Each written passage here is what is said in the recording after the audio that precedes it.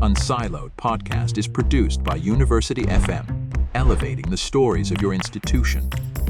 Welcome to Unsiloed. This is Greg LeBlanc, and I'm here today with Katherine Melchior Ray, who, in addition to being a global marketing executive and consultant now with Global Ally, teaches global marketing at the Haas School of Business here at UC Berkeley. Welcome, Katherine. Hello, Greg. Super happy to be here. I should have mentioned also that you have this wonderful book that you co-authored. It's called Brand Global, Adapt Local. And I'm guessing, is this the textbook for your class? No, it would have been really smart to have done it in that direction, but actually the class came first. And in fact, it was really fun to be teaching and writing it at the same time because I used some of the ideas from the class in the book. And then there would be times I'd be teaching and my students would be saying, "Oh, professor, you've got to put that in the book." So I did.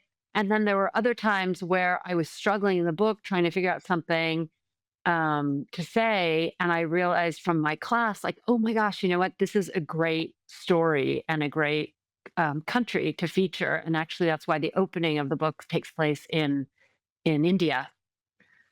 When I was teaching at the time a case study of how Puma beat Adidas and Nike in India, and they were companies that were many, many, many times their size.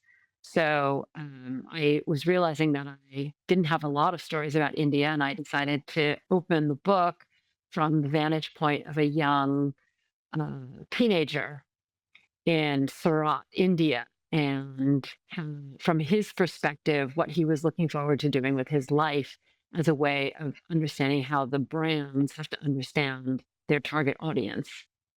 Mm-hmm. Well, look, the first course that I ever taught as an instructor was multinational management, right?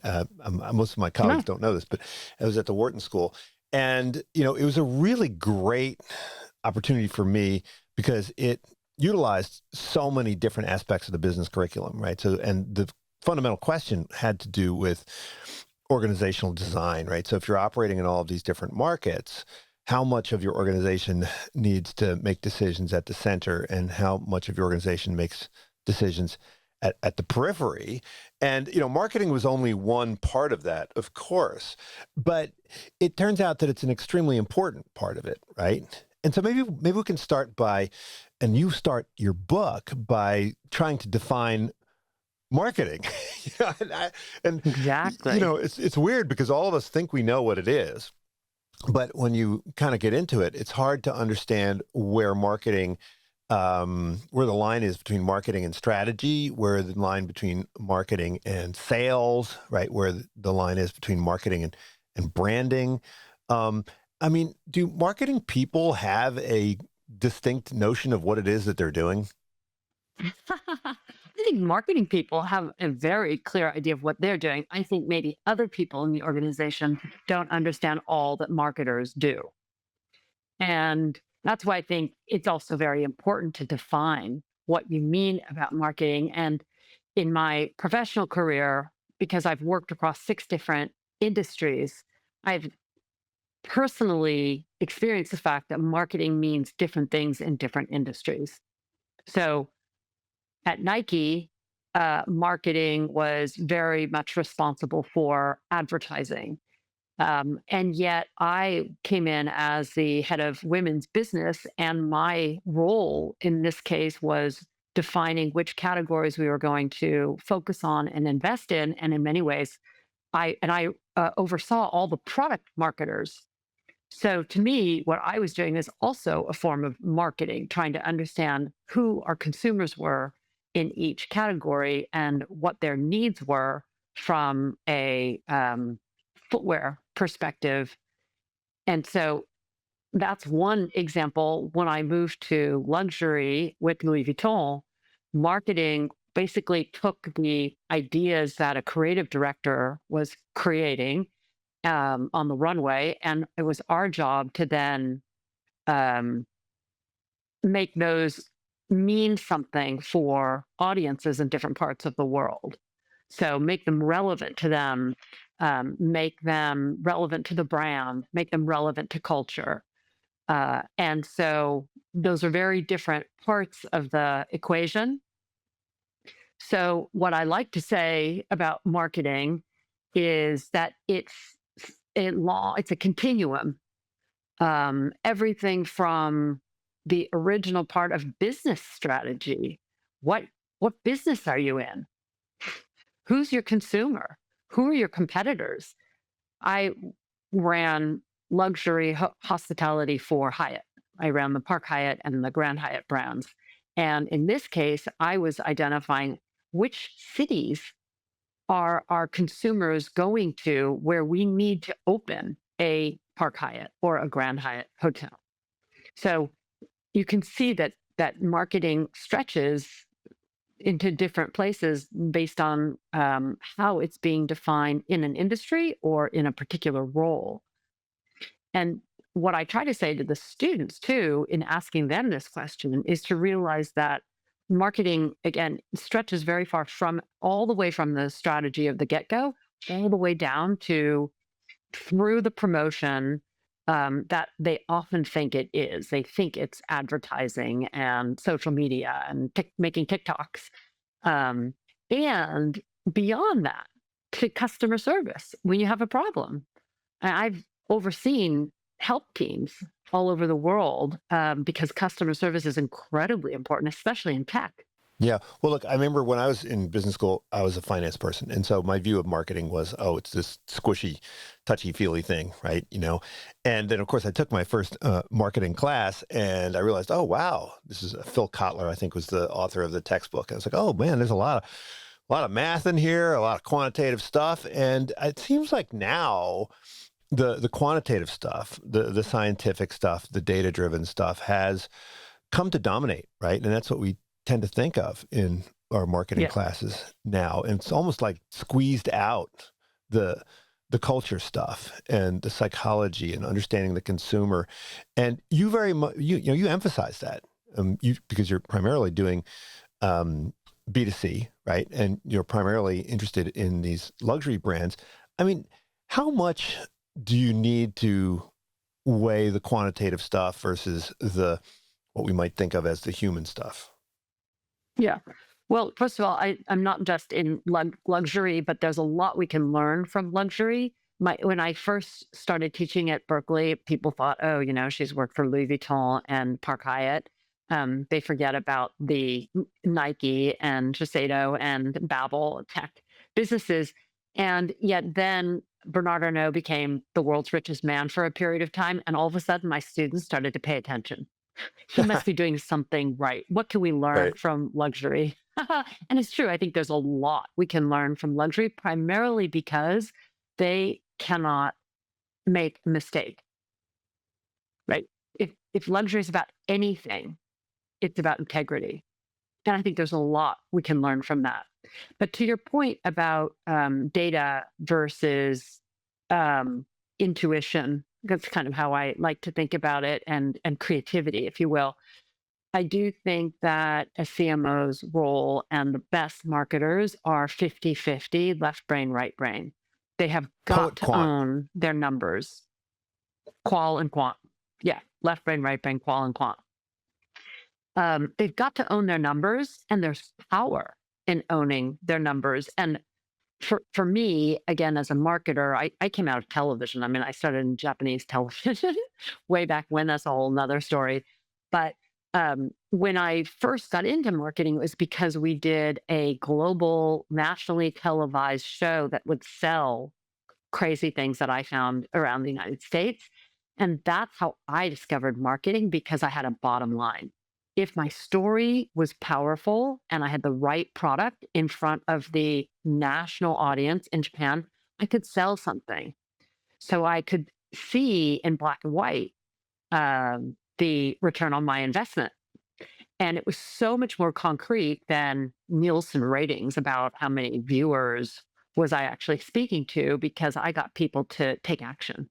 And so I came into marketing from that direct response perspective. So I love numbers. I love numbers because there's a lot of power in them. And so I think the best marketers have to really love that quant. And yet if you're just about the quant, you can miss all the information that's hiding between them, between the black and white.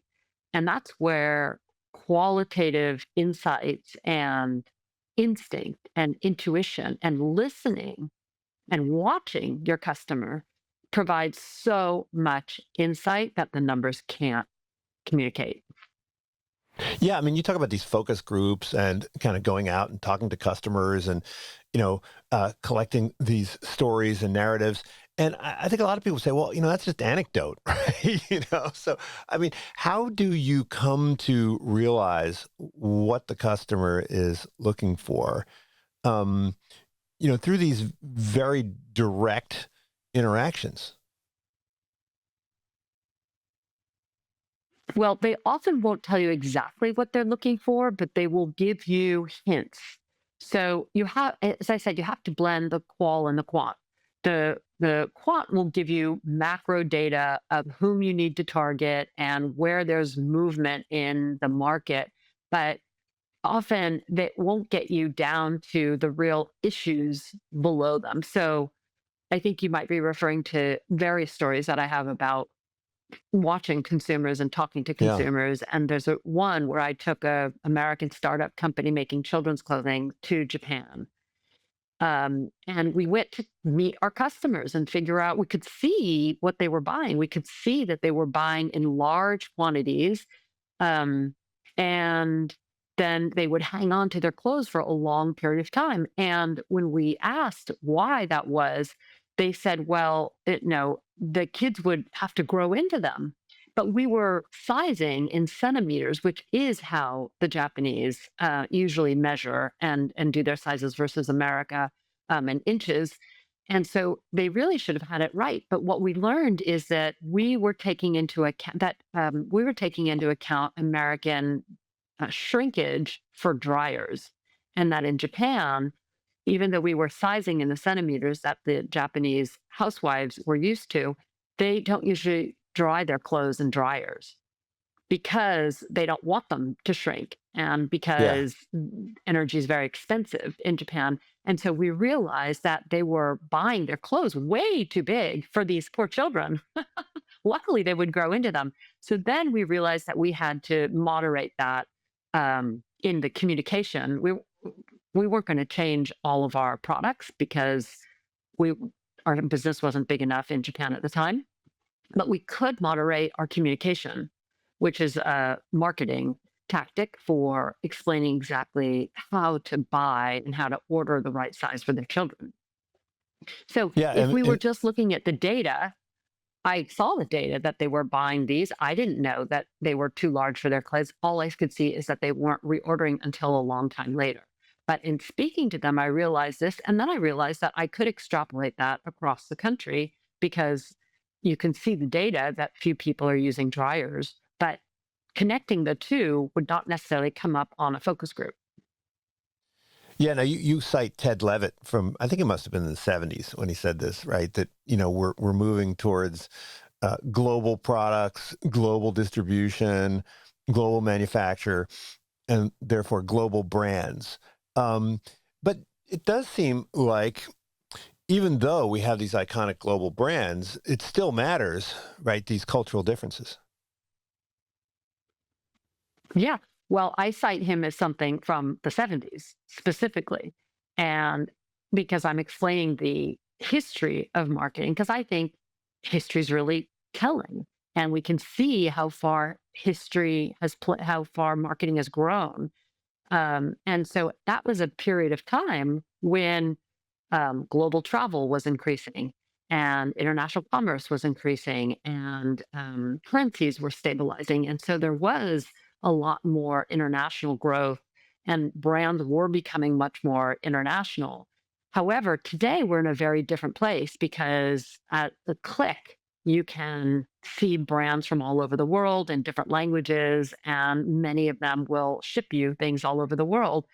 But just because you can access it on a global level doesn't mean it's going to be relevant to you in your culture. And this is where it's tricky. So we've gone way beyond the Ted Levitt era, where you have global brands, but in order for them to connect and create meaning, which is where value lies, and ultimately loyalty with consumers in different cultures, they need to do both. And this is where the book title came, brand global.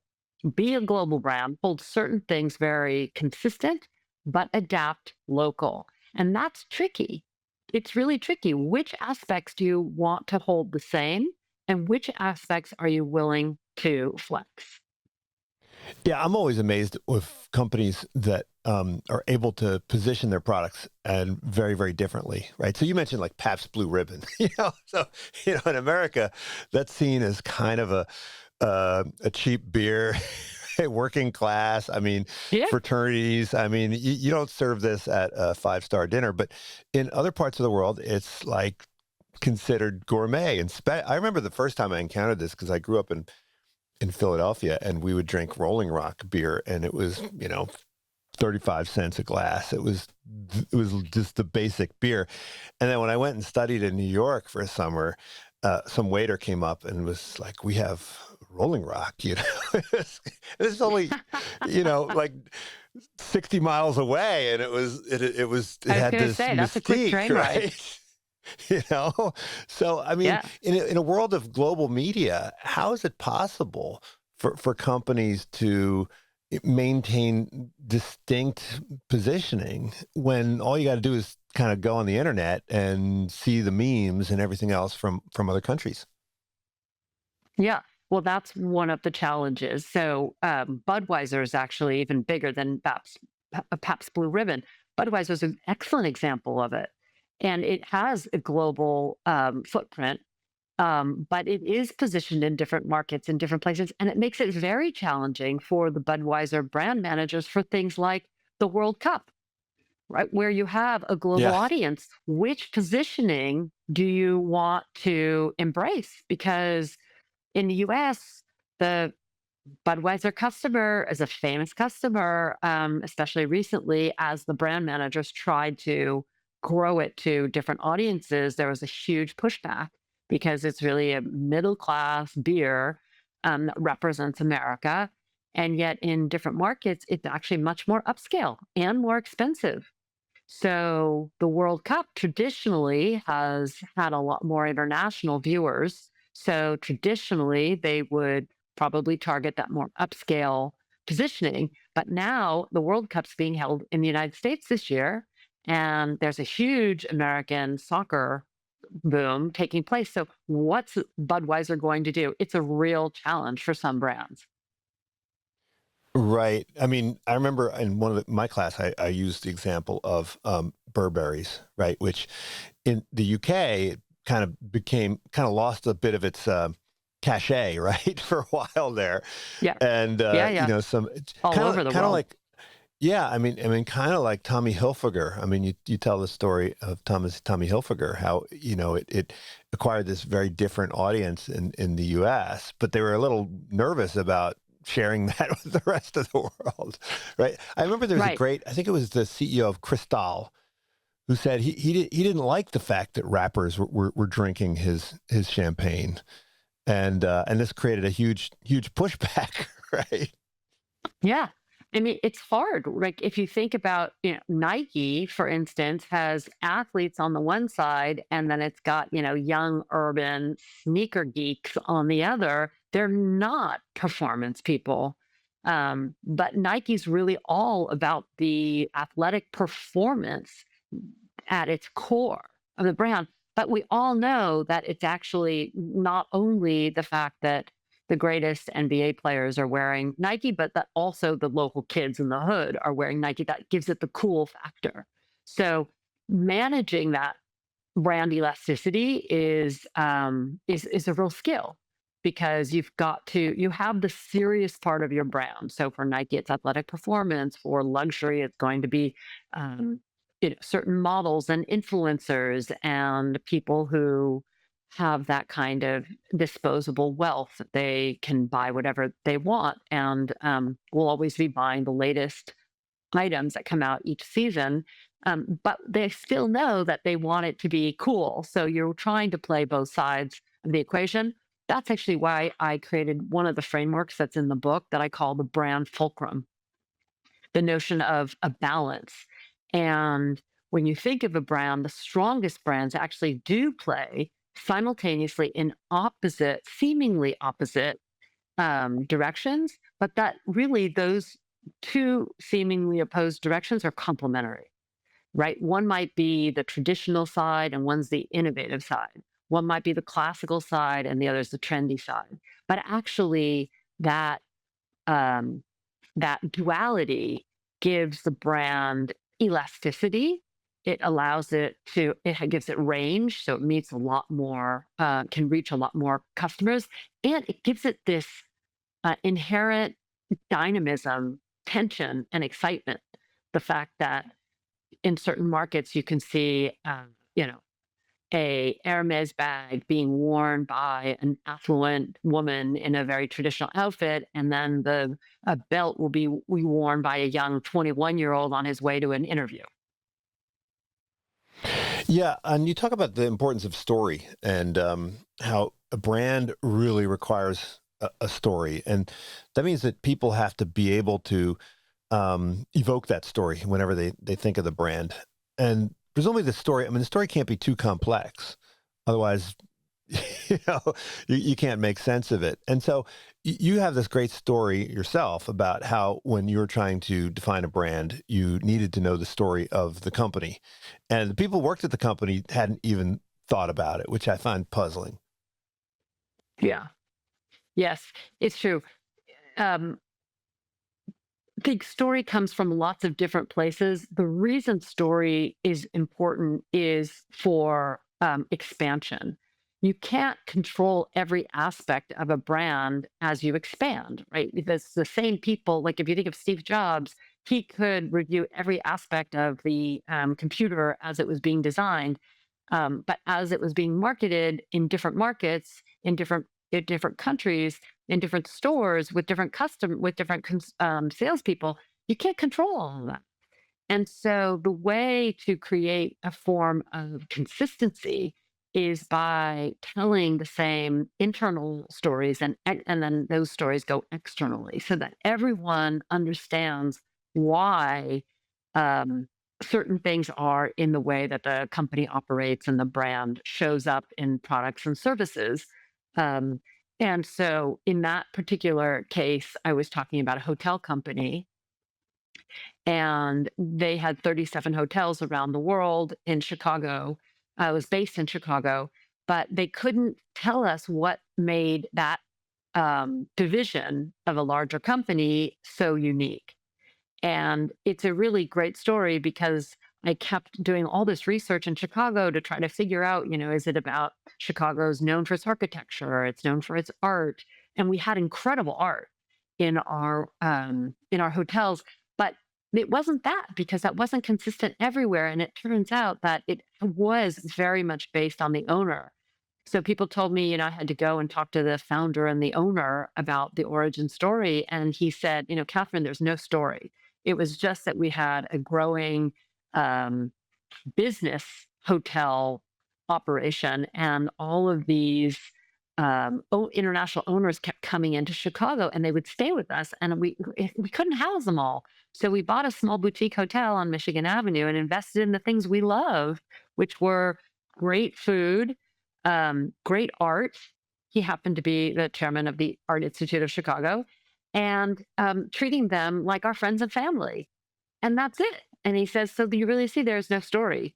And I said, actually, with all due respect, I do believe that's the story for our luxury collection. And I wanted to tell it.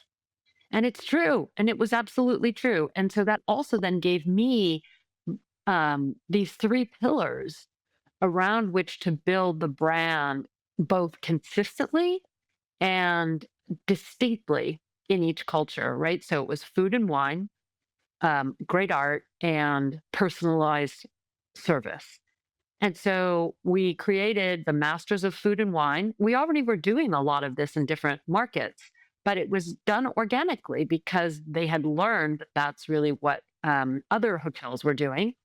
And yet we were able to brand it as part of the overall global hotel personality. And then we art. So I created a partnership with Sotheby's, that was a global art dealer, so that we could partner with them all around the world at these different art auctions and and strategically collaborate because we had overlapping customers, which would help them and help us because these art auctions, people are flying in from all over the world. And then finally, it was customer service. How do we personify this in a industry that is extremely competitive in service, luxury hospitality? What was fascinating is I did research all over the world, and here's where the data comes to be able to see what do people all around the world in different cultures really look for at the top end of hospitality. We would think, oh, it's going to be 500 count threads in the sheets and and the bespoke bottles of wine in the on the menu, but it's actually not. What luxury travelers are really looking for when you get down to it is when they walk in the door, they want to be seen and heard. They want people to know them and be able to adapt to their needs based on who they are and what they need then. So, how do you do that from a hotel's perspective? Right? That's an incredible challenge. How do you train for personalization and real time adaptation? What we learned is, and this is super interesting because we learned that developing the checklist was not helping us. The checklist actually was a block for hotel staff at the lobby to be able to truly look at their audience, look at the customer walking in and read them. So instead, we instituted a whole program of mindfulness. I know it sounds really left toast, touchy feely, but we did this when we opened a hotel in New York, and it was incredible. We worked with the teams to develop mindfulness in the individual and in the teams so that they could almost instinctually know where one another was and be able to look at someone walking in and be able to read them in their entirety of, are they walking quickly and they're in a rush and want to get into their room, or are they leisurely strolling in and they really just want a cocktail while they check in. And so, but to do that, you've got to free up the staff from the checklist to be able to read people in their entirety. And it turns out that that's why mindfulness is practiced by some of the best athletes in the world and some of the greatest inventors, because can sense um, they can sense trends or competitors in terms of the sports um, at a fraction of a second sooner. Well, I mean, this points out that branding and culture are very closely related, and it seems like the job of the marketer, and this is probably underappreciated, there's almost as much that you're doing internally as what you're doing externally, right? So in other words, if the people who work at the organization don't know what the organization is about, they're not going to be able to deliver the promise of the No, brand, right? exactly. Yes, a lot of the work is internally. There's a great case study about Samsung and how Samsung went from a South Korean middle market company that basically um, created white label products for other brands into its position as a premier innovative technology company and charging premium. It's kind of an amazing story. And a lot of what you learn in this, how they did it, was they had to change their internal understanding of what marketing was. And the people who came in originally, the CEO and the new CMO, did this together, and they created, similar to what I was saying about those three pillars of the brand, they created key anchors of what they wanted their brand to be, and realized that they had to change everything throughout the company in terms of their investments. They were going to invest in R&D and hire many more engineers, in a marketing strategy, because they really wanted to be known for cutting edge technology. And then they would identify which of those key innovations actually could carry through into a whole line of products rather than just one aspect of one product, so that they could hang the brand on that notion of innovation across multiple products. And then they had to rationalize the marketing approach and spend around the whole world, and get everyone internally to really understand they're all going to move in that direction from a marketing perspective. And so you have Samsung today being a, leading global tech innovation company that can charge a premium amount for its products. It's really impressive. But a lot of all that work started internally. Yeah, I used to teach a course on HR, and what I discovered is that a lot of the people who are doing employee experience nowadays have backgrounds in marketing, right? And so some companies even have sort of a rotation program where they rotate people through both marketing and the people operations, or the HR, right? And Yeah. and they're using a lot of the same tools. They're using a lot of the same metrics. But I mean, I think the emphasis is mostly on those quantitative tools, right? But really, it's super important that the message get across. But in your role as Yeah. CMO, how much do you think of your role as being internal versus external? Do you have to convince the CEO? I have a friend who became a CEO, and he said he couldn't believe how much time he had to spend messaging people in the company. Like, that was his full-time job, going around, doing alignment and so forth. Do you think, I mean, do marketing people, do they get surprised when they discover how much messaging they have to do internally? I don't think so. Maybe, a couple years down the road, but usually, if you look at young marketers who come in, and often one way to come in is because you're doing social media and you're creating content and TikTok. um, my students used to say all of marketing is TikTok. I'm like, okay, well, let's like explore that. Let's explore that.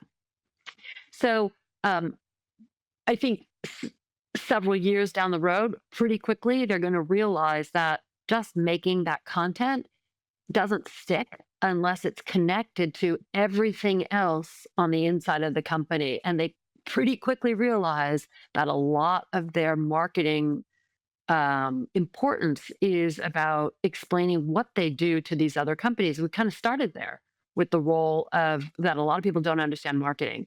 And I said, well, I think marketers know what they're doing, but I think a lot of other people in the organizations don't really know what marketers do. So I think that everyone learns pretty quickly that a big role of marketing is internally explaining the value of marketing. Hopefully, your CEO gets it, and your CFO, because your CFO is your best friend, because you really want to make sure that marketing has the space to do investment that's both short term and long term. If marketing is held to only short term objectives, I don't think it can create the long term growth that marketing can. And I think that's one of the real challenges that we have as we push for quarterly earnings and weekly reports, is that often the biggest value of brand building takes time, because you're trying to shift consumer perception. And as we all know, consumer perception takes a long time to shift. Well, look, a lot of the book is talking about cultural difference, right? And so you've worked in a lot of different countries. You're fluent in multiple languages, right? And we try to convince our students that they need to be very sensitive to these cultural differences. But it seems like in today's world, these big companies, they're kind of creating their own cultures. They're almost like their own countries, right? I mean, Amazon has its defining principles, and Apple has its, way of doing things, and so forth.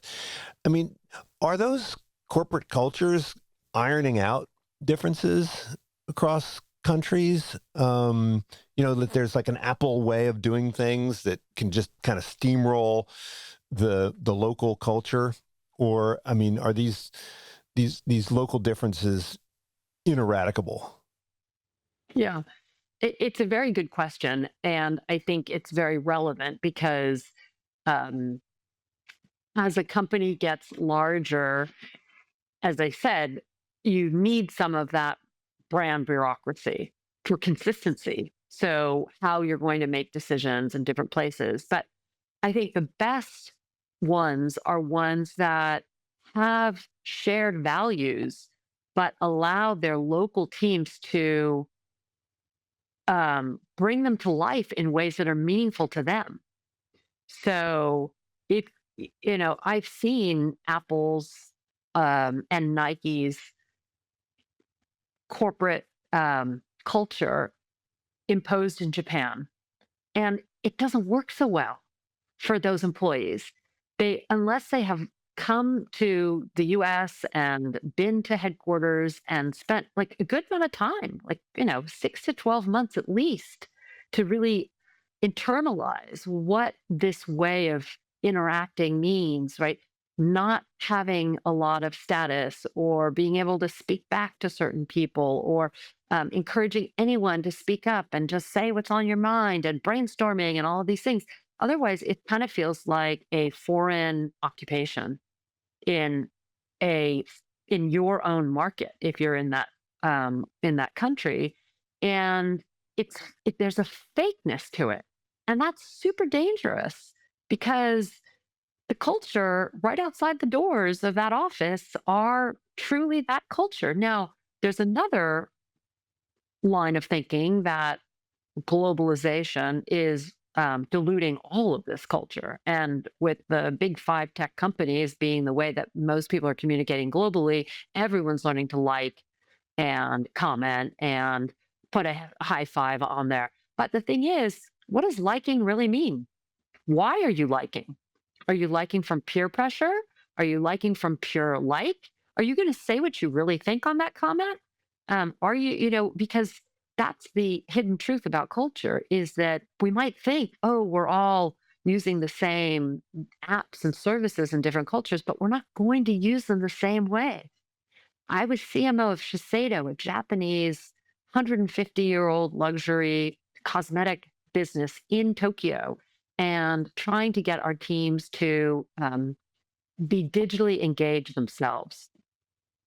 And I was trying to require people to post on their own social media in order to understand the mindset of people in Beijing and Boston who were posting on their social media every day. Because if you're not doing it yourself, you can't really execute on a marketing level at the level that's required.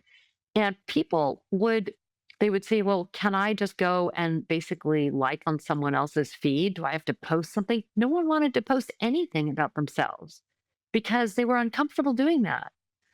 And so, yeah, I might have had Facebook and LinkedIn and TikTok. And they also have Line, which is different because Line doesn't exist as much in the United States. And then in China, you have WeChat. So again, different cultures have different forms of communicating social media, but their way of using those same systems is culturally unique. And that's what we need to really understand. I'll give you another example. I was vice president of marketing for Louis Vuitton in Japan. I had been living in France.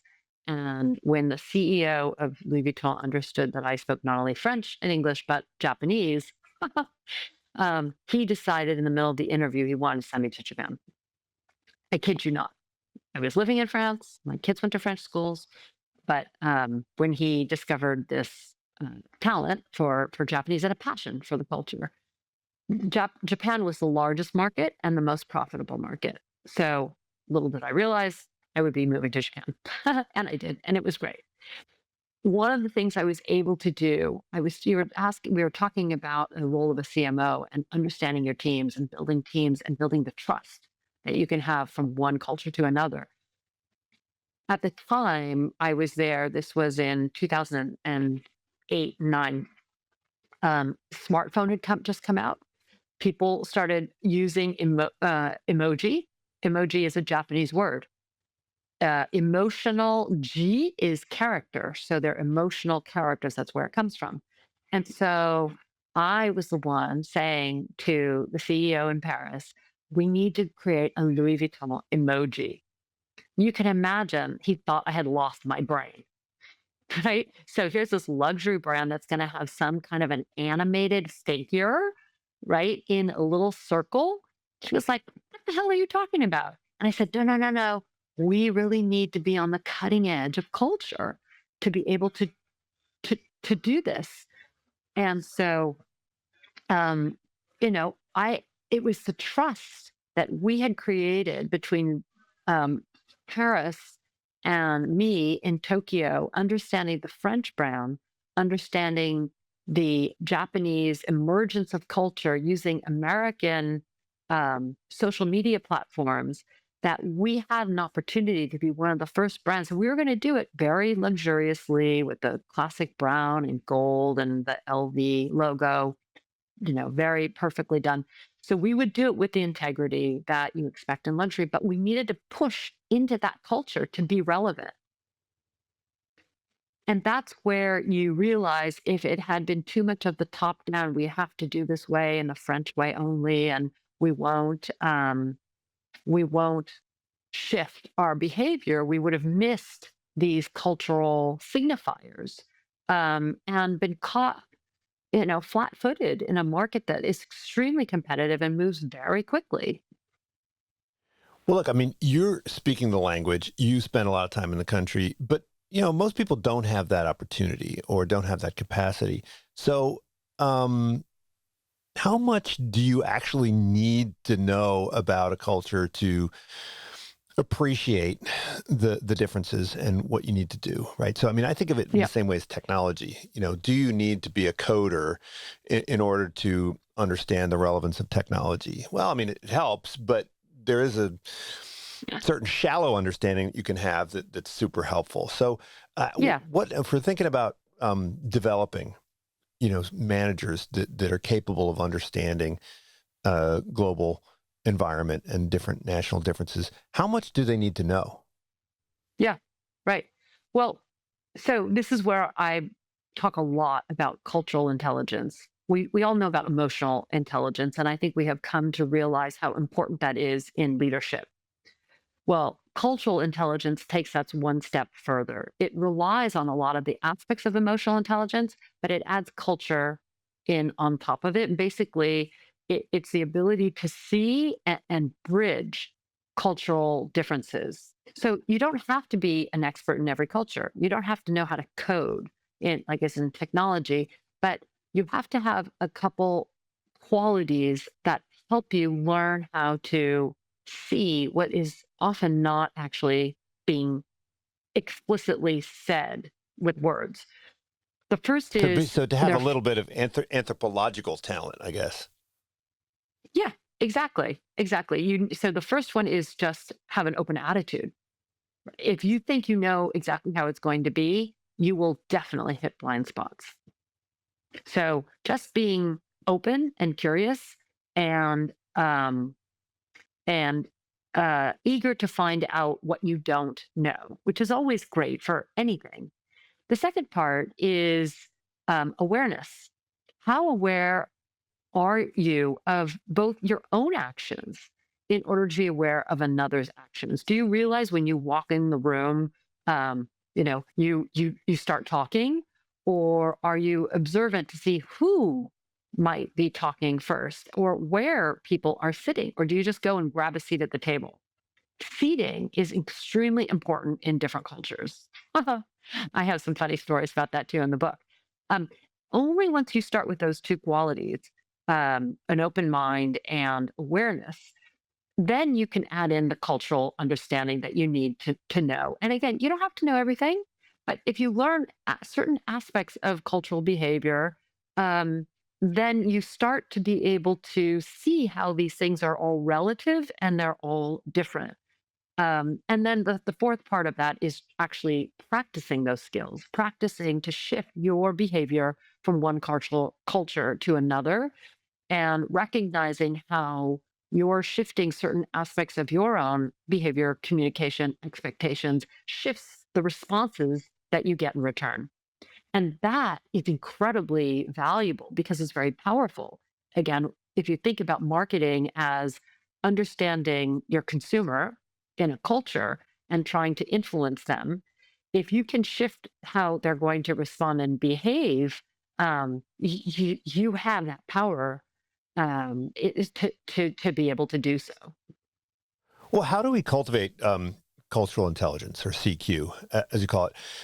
It seems like, I mean, in our MBA program, we do take in people from all around the world, but it seems like what we're doing is we're kind of melting them all into this homogeneous American MBA culture, right? Or, even more specifically for, Bay Area schools, it's like the Bay Area tech culture, right? And so it's more of a homogenization process. And even when we teach courses on diversity, which we have some classes on this, it's really just, the American approach to diversity. I mean, do we need to? I mean, I've always been a big advocate of making our students spend part of their time abroad, right? Courses abroad, classes abroad, semesters abroad. Is that the way to go? I mean, how do we do this with? And of course, you talk about going back even further and making sure that your children get some exposure to the global environment. Well, if you have that option, that's a really great, but not everyone can go back in time, or not everyone has children. So I think children who are exposed at an early age, we know this. If you're exposed to multiple languages at an early age, multiple cultures at an early age, you actually learn to distinguish differences much faster than other people who are in a monolingual, monocultural environment. Um, the key is, again, a leadership that can unlock the value of that diversity. So I have in my classes, I teach global marketing. And so I have easily 50+% of the students come from different cultures. And I actually try to avoid making them all homogenized into the Berkeley tech business culture. I try to highlight their various talents and skills. So, for instance, the American who's always very eager to jump in and speak and raises their hand, I will say, I'm not going to um, call the first person who raises their hand, because some people don't speak English as a native language. Some people need more time to formulate their ideas. And, some people are not very comfortable speaking up in a crowd. So I am going to not always call on the first person who raises their hand. And all of a sudden, it's just like, whoa, what's going on here?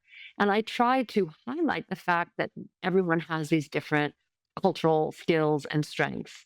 And so, about a third of the way through the course, a course on global marketing, we do HR related content where they are asked explicitly to take a evaluation about their own personal preferences, which can be reflective of the culture they grew up in, or it could be reflective of a culture that they live in now, or where they've done a lot of work. And it's the Globe Smart index that we use, that was developed by our very own Berkeley Haas Professor Ernie Gundling at Aperion. And this uses 5 different dimensions of culture, where they have been shown to prove the biggest difference to avoid misunderstanding and improve collaboration and understanding. It's simple things that we know intuitively, like, do you communicate very directly or indirectly? That's probably one of the most obvious ones, just like I was saying about people jumping in to speak. But there are others that are more subtle, One of them is and this is on the same dimension. Are you very focused initially on the task or building a relationship? And this is where I think a lot of American business people mess up internationally is because we're thinking time is money. I'm going to come in, I have a meeting scheduled, and I want to get the Yep. job done. Most other cultures are at the opposite end of that continuum and are first focused on the relationship. So I often tell people, again, it's just marketing. Know your audience. If you're going to go into a Latin American culture where it's all about the relationship, go in the night before and have a meal together. And you will discover that the next day your business negotiation is going to go a hell of a lot easier because they will feel more comfortable in knowing you. And so, yeah, you might sacrifice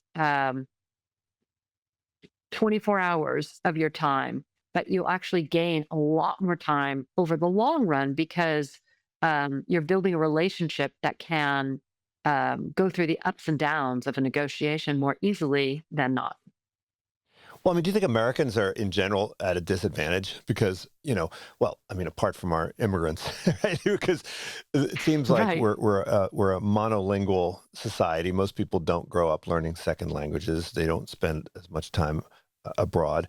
And so, I mean, this would seem to pose a disadvantage. I mean, I see this even when we go abroad and do executive education, go to the Middle East or something, and we'll have a course on leadership and we'll have a course on management. And it's like, well, hold on, this is just one flavor it's the kind of Exactly. leadership that will help you get ahead in an American company. It's not necessarily the kind of Right. leadership that's going to help you in your own company.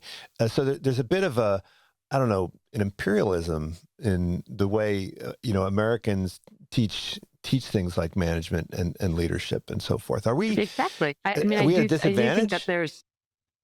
I think we are at a disadvantage. I used to be very upset about this, like being at Nike, trying to explain to people that people, play sports and get exercise in different ways in different markets. You know, the fact that I would have to convince people of that rather than getting after how we're going to make Nike come to life in those markets and just still sitting in the discussion of like, or is it going to be the same or different? Yeah, I think we're at a discussion, but I finally realized why. So I no longer am frustrated by it. I realize it's a geographical impediment. We Well, have it's because this we have such a huge huge, market. We have a huge right. market, so we don't We need have a to huge yeah. single market with the same general federal laws. Now, if you're in alcohol, wine business is very different from state to state. A lot of things are different from state to state. Healthcare is different from state to state. But in general, it's one overall market. And then we're surrounded by these two huge oceans on either side. So and we're really, really, really far from other markets, except for the Canadians. And the Canadians are kind of, our better selves anyway. They mostly speak English and some French in one part of Canada. And then we have Mexico on the other side. And honestly, I don't think we really respect the Mexican market in the way we should as an equal country where we can do a lot of trade. Mexico is America's largest trading partner. And people, now you see all these young people that are working for American businesses from Mexico because they realize, wow, I can actually have a pretty nice lifestyle here, be on the same American time zone, and actually pay a fraction of the lifestyle costs of the United States. So I do think that Americans are at a disadvantage in some ways, and I try to equalize that. I teach another course on smartphones around the world. And what's fascinating is when we talk about Chinese smartphones, Americans have no clue. Xiaomi? What the hell does that mean? I've never even heard of this. Whereas the Brazilians know it, Oppo, the Vivo, Indians know it, yeah. Obo, Vivo. Yeah, the Indians know them. The Brazilians know them. People in other markets all know these brands, and the Americans suddenly feel left out. And it's really interesting for that to happen. And that starts to equalize, I think, the recognition that doing global work requires humility. Yeah. Well, I think Americans feel like if they're doing it differently, it's just because they haven't seen the light. They'll eventually come Yeah, around, yeah, right. and which is partially true. I mean, I think it's true enough that people can, be continue to believe it, right? Um, I would but disagree. yeah. I Yeah, mean, I would that's disagree. I mean, I think that, if you think that way, that they just haven't seen the light, you're still not recognizing how much more we need to learn. Do we have a bullet train between San Francisco and Los Angeles? How many billions of dollars have we spent trying to do this for how long? During which time other markets, other countries have created dozens of bullet trains that cross that same span of geography. so. Look, if you're thinking about a career, should you intentionally set out to embark on an international career? I mean, should you preference that? I mean, it may retard your advancement in the early stages, but um, do you think it's worth it in the long run? I mean, should we, when you're applying for a job, should you be looking for the ones that offer rotational opportunities like this? I think it's a huge advantage in so many ways. I think it's an advantage first and foremost to you as an individual to be put in a foreign context where up is not up, down is not down. Everything is different and you've got to adapt. You don't necessarily have a coach there. You've got to learn how to negotiate all of those um, cultural issues and deliver business um, goals, whatever those may be.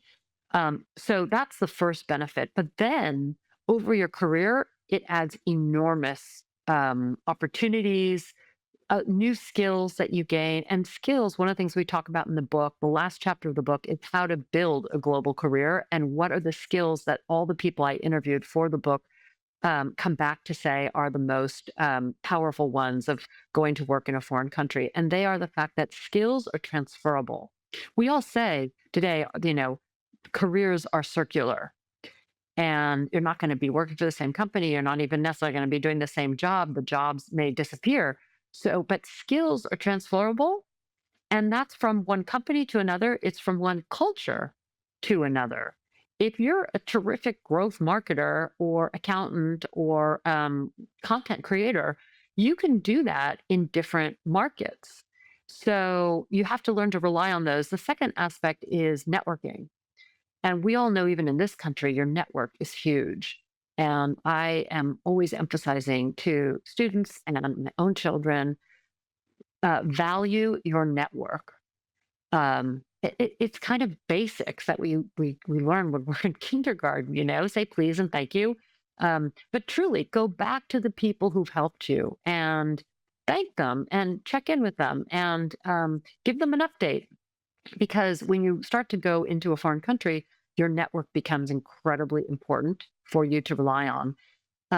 And so those kinds of opportunities help you on a personal level, they help you in your career. But what they really do, and everyone mentioned this in the book, is that learning to work in a foreign culture makes you a better leader in your own culture because you learn to listen and you learn to see, again, what I was talking about in the quant versus qualitative aspect. You learn to be able to distinguish what's between the numbers. You become much more perceptive and aware and intuitive. And in the time and the era of AI, intuition and human judgment is what's going to really make the difference in all careers. Well, that's what I was going to end with. I was going to ask you, do you think it makes you a better person, a better human being, right? Because it seems like learning how to navigate different cultures is going to transfer over into learning how to deal with different people within your culture, but also help you to learn how to navigate different disciplines, different functions, different roles, different careers. It seems like that kind of versatility and flexibility or elasticity is going to have benefits across the multiple domains. In a word, yes. We all talk about agility. Agility, the new is the buzzword of as tech innovates so much and we're constantly learning to relearn.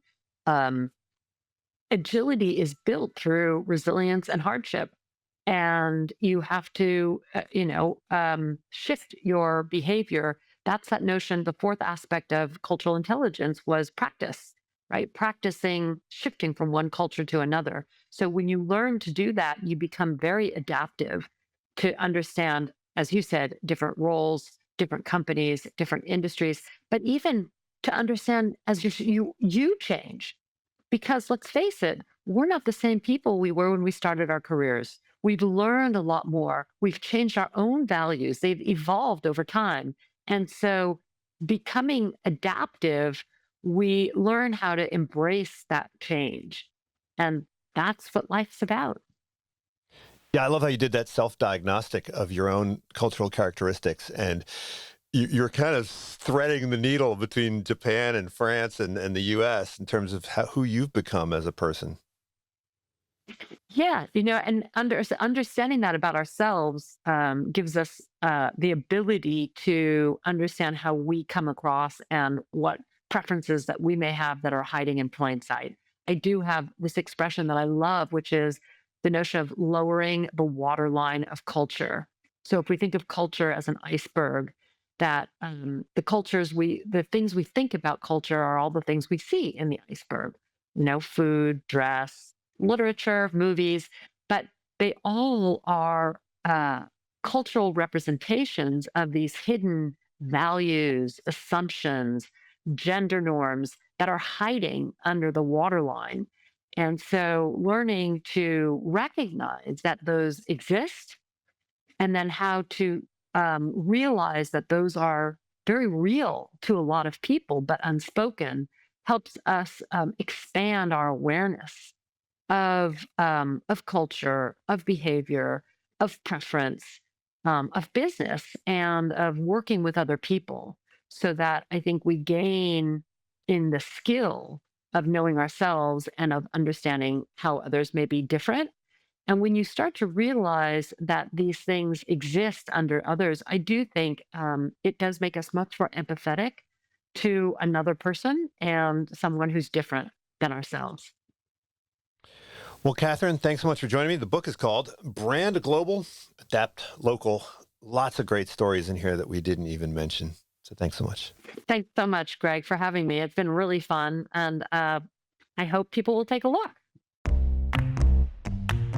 Unsiloed podcast is produced by University FM, elevating the stories of your institution.